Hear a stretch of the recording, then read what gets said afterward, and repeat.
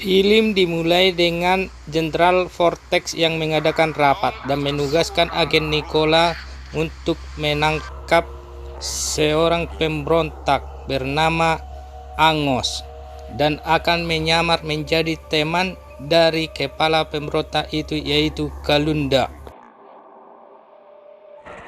Dalam perjalanan, Nikola melihat pemimpin pemberontak Kalunda telah ditangkap dan Nikola pun bertemu dengan Kolonel Jayes.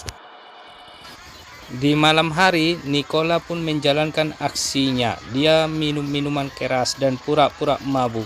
Di kafe dia menghajar orang-orang di situ dan membuat keributan.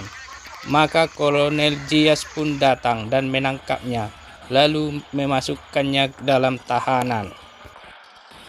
Nikola melihat Kalunda yang sedang merawat temannya dan tiba-tiba seorang tahanan baru masuk bernama Dewe, seorang wartawan. Dewe ini mengenali Kalunda dan mereka pun bercerita dan saling menanyakan kabar. Si kepala penjara memasang rekaman si wartawan dan dia pun sangat terkejut karena itu adalah lagu rock dan dia pun menghajar si wartawan. Dan si Kalunda pun tidak tinggal diam, dia pun menghajar pengawal si kepala penjara. Dan Nikola pun menghajarnya juga, maka terjadilah perkelahian yang sangat seru. Dan mereka berhasil mengalahkan si kepala penjara. Dan mereka pun meloloskan diri dan melarikan diri. Dengan diam-diam, mereka bertiga masuk ke dalam mobil militer. Di pos pemeriksaan mereka lolos. Namun tiba-tiba mereka dikejar para serdadu. Terpaksa Nicholas mengambil alih mobil. Maka mereka pun menabrak segala rintangan.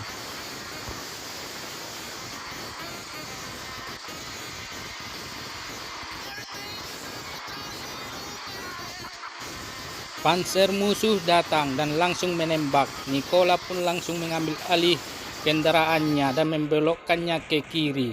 Dan mobil pun masuk jurang. Nikola terpaksa memasang bom dan meledakkannya sehingga musuh tidak merasa curiga dan mengira mereka sudah meninggal. Kalunda dan Dewe dan Nikola berjalan menyusuri gurun pasir dan mereka sampai di tempat kediaman Kalunda dan Kalunda disambut oleh istrinya dengan rasa bahagia dan tangisan yang mengharukan. Saat mereka sedang di jalan, Nikola melihat seseorang dan temannya berkata bahwa dia sedang berhalusinasi. Dan saat mereka sedang mandi, mereka diserang oleh para tentara dan Nikola pun mengadakan perlawanan. Ternyata Luanda sedang ditangkap dan disandra. Untung teman-temannya segera datang menolong. Mereka bertiga pun selamat dan Kalunda pun mengucapkan terima kasih kepada temannya itu dan memperkenalkan Dewe dan Nicholas. Mereka disambut oleh masyarakat di situ dan pemimpin pemberontak yang bernama Anos. Tetapi Anos memenjarakan Nicholas karena mengira dia adalah mata-mata musuh. Nicholas berhasil merobohkan penjaga pintu dan mengambil kuncinya dan dia pun keluar dengan sangat hati-hati dan masuk ke dalam kemah tempat pemimpin tertinggi pemberontak itu dan dia pun ingin membunuhnya, tetapi itu adalah suatu pancingan dan dia pun disiksa lalu dibuang ke tengah gurun. Tentara pemerintah menemukan Nicholas dalam keadaan lemas dan mereka pun membawanya dan memenjarakan Nicholas dengan mengikatnya dengan rantai. Dan sang jenderal pun menanyakan Nicholas tentang keberadaan para pemberontak. Tetapi Nicholas diam saja sehingga sang jenderal menyuruh anak buahnya untuk menyiksa Nicholas. Tetapi Nicholas memberikan perlawanan dan membunuh anak buah sang jenderal. Dan dia pun melarikan diri dan berjalan di gurun pasir. Nicholas yang sudah lemas terjatuh dan pingsan. Dia tersadar di malam hari dan dia melihat helikopter pemerintah yang sedang mencarinya.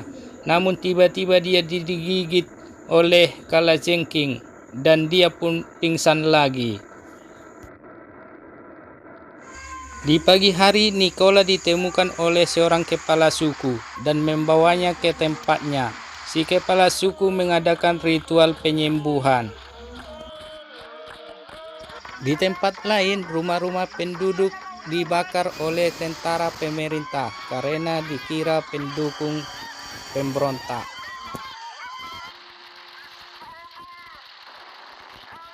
Setelah Nikola tersadar, bapak itu mengajak Nikola berjalan-jalan dan menyuruhnya mengambil buah, tetapi Nikola terjatuh. Di malam hari, bapak itu memberikan makanan kepada Nikola, tetapi Nikola membuangnya. Setelah mereka tidur di pagi hari, bapak itu memberinya sebuah sepatu, yaitu alas kaki, dan Nikola sangat bahagia. Di kamp para pemberontak, seorang anak berlari dan berkata bahwa tempat mereka telah dikepung, maka pertempuran pun tidak bisa dihindari lagi, dan Kalunda merasa bahwa mereka akan gagal. Dan Anos, pemimpin pemberontak, pun terluka akibat serangan tentara pemerintah. Di malam hari, Nikola dan kepala suku melakukan ritual, yaitu minum air kalajengking dan pembuatan tato kalajengking. Dan di pagi harinya, Nikola membuang kalungnya dan merasa bersalah telah diperalat oleh tentara pemerintah. Nikola melihat helikopter yang terbang dan melihat banyaknya mayat yang bergelimpangan. Maka dia pun meminta izin kepada kepala suku dan mereka pun berpisah. Nikolas dikepung oleh para pemberontak dan Dewi pun membawa Nikolas kepada Anos. Dan Anos meminta Nikolas agar membantu mereka menghadapi tentara pemerintah yang kejam. Dan Anos pun meninggal dunia dan dikuburkan, dan mereka pun sangat sedih. Nikolas melakukan serangan ke tempat kamp militer pemerintahan, maka tembak-menembak pun tidak dapat dihindari. Nikolas membantu Dewi, dan Dewi pun memberikan semangat kepada Nikolas. Kalunda menyerang dengan sekuat tenaga. Nikolas masuk ke kantor militer dan dia bertemu dengan Kolonel Elias. Kolonel Elias mau meledakkan bom, tetapi bom itu meledak sendiri di tangannya sehingga dia pun mati.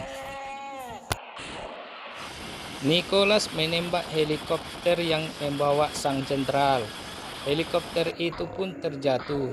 Nikolas menodongkan senjatanya kepada sang jenderal. Ketika Nikolas berbalik, sang jenderal mau menembaknya, tetapi Nikolas dengan cepat menembak sang jenderal sehingga sang jenderal dan helikopter itu pun meledak. Sang jenderal pun mati. Nikolas, Kalunga dan Dewi pun sangat gembira dan rakyat pun senang. Mereka sudah merdeka, terbebas dari pemerintahan yang zalim.